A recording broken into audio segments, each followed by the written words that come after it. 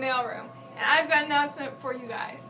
The 8th annual library photo contest is underway, and the deadline is April 8th. So if you got any photography photos that you want to submit to a contest that you think you might win, do it. It's at mbcurl.me/ZHVZ. So go do that now. Gotta go. This is Candela live from Mrs. Hayes' room. If you're still looking to start your business, sign up March 9th to be in the library to meet up with Mrs. Brower and a special guest to talk about your business. Live from the custodial closets. I'm LaDeja, and I'm going to give you some information about prom. For juniors, they will be having meetings Wednesday mornings at 7:20. They will be held at Miss Wallace's room A104.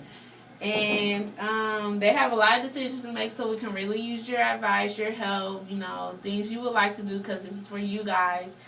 So, yeah, thank you. And it will be held May 2nd.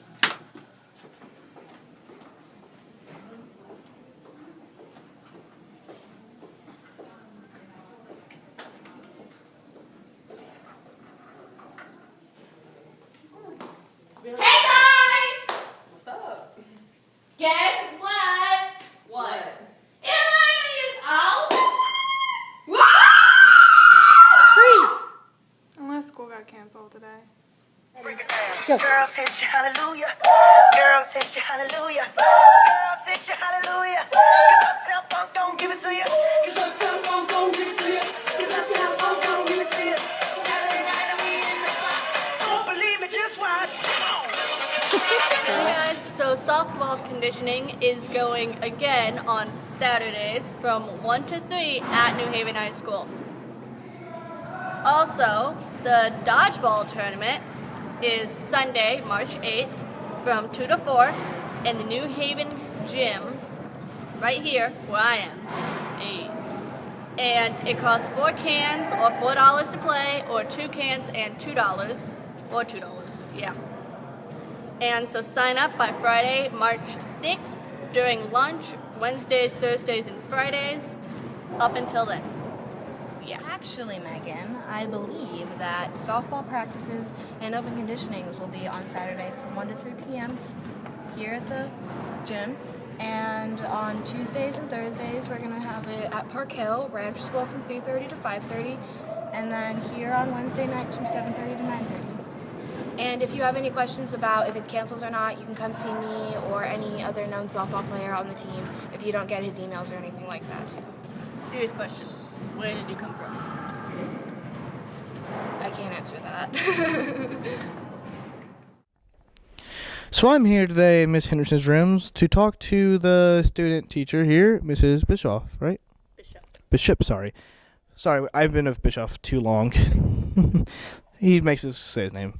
Anyway, though, sorry for any false accusation, but I want to know a little more about you. So I know you are going to college to become an art teacher, correct? Yes.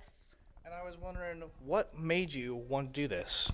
I've loved art since I was very little, and probably from like first or second grade, I've always wanted to be an art teacher. I've always wanted to share my love of art with students. It's just fun. I really like kids, and I want to teach them about art and how important it is and how awesome it is. Now, I know there are thousands, maybe hundreds of variants of different kinds of arts, but is there a particular style or form you prefer more than others? It depends if you're talking about what I like to make or what I like to look at. I guess we'll go for make for this topic. I really like abstract forms, and I like to work with three-dimensional objects, and I like to make three-dimensional works of art, and I also really like oil painting portraits. As far as what I like to look at, pretty much anything that I think is interesting. I like 2D and I like 3D. I like sculpture, I like paintings, I like drawings, pretty much the whole spectrum. Yeah, I see. And I know that was Mrs. Bishop. So you have any kids? I have 2 kids. I have a 2.5-year-old, and her full name is Galilee, but we call her Lilu. And then I have a 6-month-old named Indigo. That's a lovely name. Thank you. Well, is there anything else you want to discuss with us? No, I think you guys do a great job on Channel 86. Other than that, All right. Is there a certain teacher that you know that does a very great job and you'd love to tell her how much you love working with her?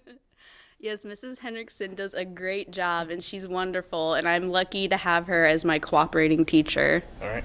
You hear that, Miss Henderson? Pay raise.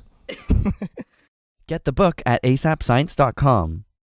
Alright, so the world has seemingly become utterly divided on this dress. What colors do you see? On the one hand, we have team black and blue. On the other, team white and gold. We asked on Twitter and got hundreds of responses for both white and gold and black and blue.